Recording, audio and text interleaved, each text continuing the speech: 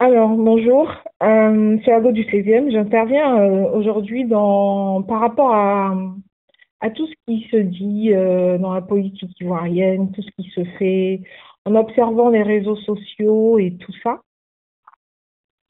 Il y a des vidéos qui fusent à gauche et à droite, qui contestent le pouvoir en place. Euh, Moi, je dis dans une république, on ne peut pas être sur un pied d'égalité, ce n'est pas possible. Pour qu'il y ait quand même, pour qu'il y ait une cohérence dans la politique, pour qu'il n'y ait pas de dictature, il faut qu'il y ait des opposants. Pour qu'il y ait de, de l'action, il faut qu'il y ait des opposants, c'est normal. Et puis c'est d'autant plus normal que le pouvoir ne s'est pas, la passation de pouvoir ne s'est pas faite dans la douceur. Alors, c'est normal qu'il y ait des gens qui contestent et qu'il y ait des mouvements de contestation, qu'il y ait des partis politiques qui naissent pour s'opposer à certaines décisions ou même des citoyens qui s'opposent. Mais vraiment, le souci, moi, ce qui me gêne aujourd'hui, ce qui m'effare, c'est la façon de communiquer des Ivoiriens. Pourquoi est-on obligé tout le temps de passer par la violence? Est-ce que nous, Ivoiriens, on n'est pas fatigués de la violence? Je veux dire, la violence des mots appelle forcément une réponse violente. La violence des mots ne peut véhiculer un message clair. Je veux dire, j'ai en face de moi quelqu'un qui m'insulte. J'ai pas envie d'écouter ce qu'il a à me dire, même si c'est un message qui est salvateur pour ma personne. Euh, Revoyons un peu cette façon de communiquer, cette façon d'être agressif. Je pense que les Occidentaux, les Européens, ils ont beaucoup fait un travail là-dessus. Ils ont fait un travail sur tout ce qui était communication. L'Européen, l'Occidental et tout. C'est quelqu'un qui, je prends l'exemple des Français.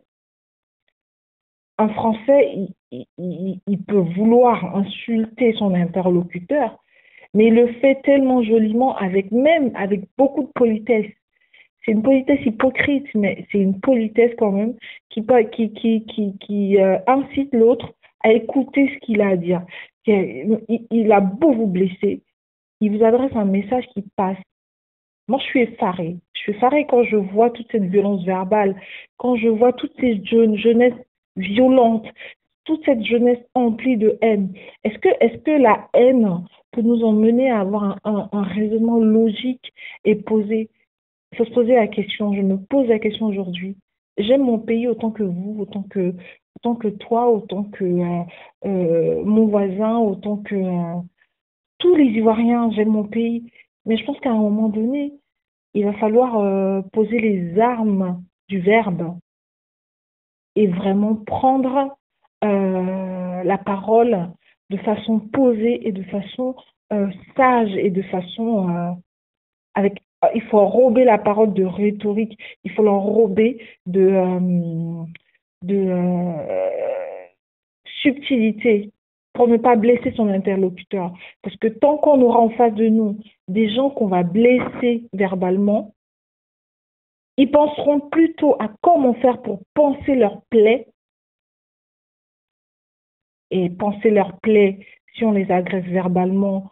Ça passe forcément par une attaque, voilà, qui va nous blesser nous aussi. Donc, ils penseront plus à penser leur plaie plutôt qu'analyser le sens profond de notre message. Et même si on y va, euh, on y va tout doucement, mollo, et qu'on a en face de nous quelqu'un qui ne nous écoute pas, pourquoi se presser? Le temps nous dit tout. Le temps, donnons le temps au temps, cher Ivoirien. Moi, je m'inquiète pour cette jeunesse qui arrive, qui va voir des vidéos, qui va voir des messages très, très agressifs, très virulents. Et c'est quoi l'avenir qu'on réserve à nos enfants? Qu'est-ce qu'on veut faire de ceux qui arrivent? Moi, je veux savoir, parce que c'est quand même inquiétant. Asseyez-vous et réfléchissez un peu. C'est très inquiétant. En passant par les hommes politiques qui, pour aujourd'hui, ces opposants pour lesquels les réseaux sociaux sont un moyen de faire passer un message.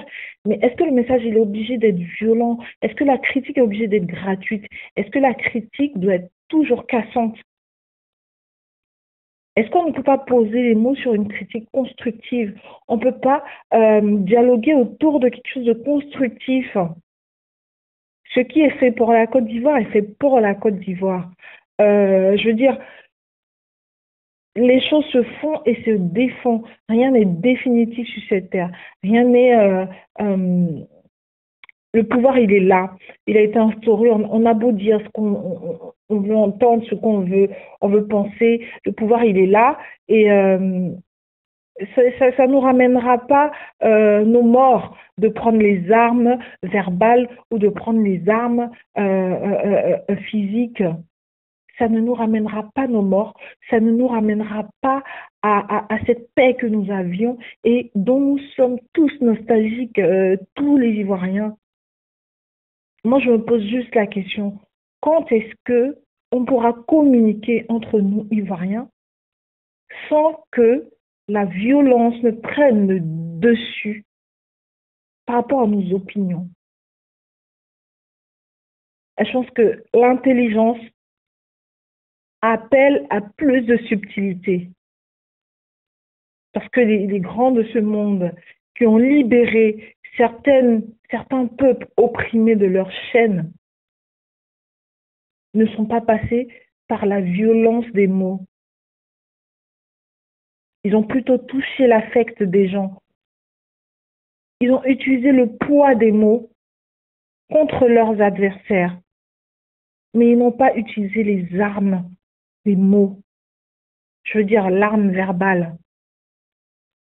À un moment donné, chers Ivoiriens, je vous en supplie, arrêtons de s'insulter à travers les vidéos, arrêtons de s'insulter à travers les posts, arrêtons, rigolons de tout comme nous étions avant, chers Ivoiriens. Personnellement, je suis nostalgique de cette Côte d'Ivoire qui, même si elle avait des miettes de des entités, de ceux qui dirigeaient le pays, ils volaient tout, ils prenaient tout, on avait les miettes, mais on était content d'avoir les miettes. Et même si on n'a pas les miettes, je pense que la paix, elle vaut mieux que tout ce pourquoi on se bat, mais qui est vraiment futile, qui est, oui, l'intérêt de la nation, oui, mais est-ce que l'intérêt de la nation, c'est de voir des Ivoiriens avec une telle violence verbale et s'entre-déchirer à travers les réseaux sociaux? Je pense qu'on a mieux à faire avec ces moyens de communication qui sont mis à notre disposition. C'était mon mot du jour. Je vous aime tous.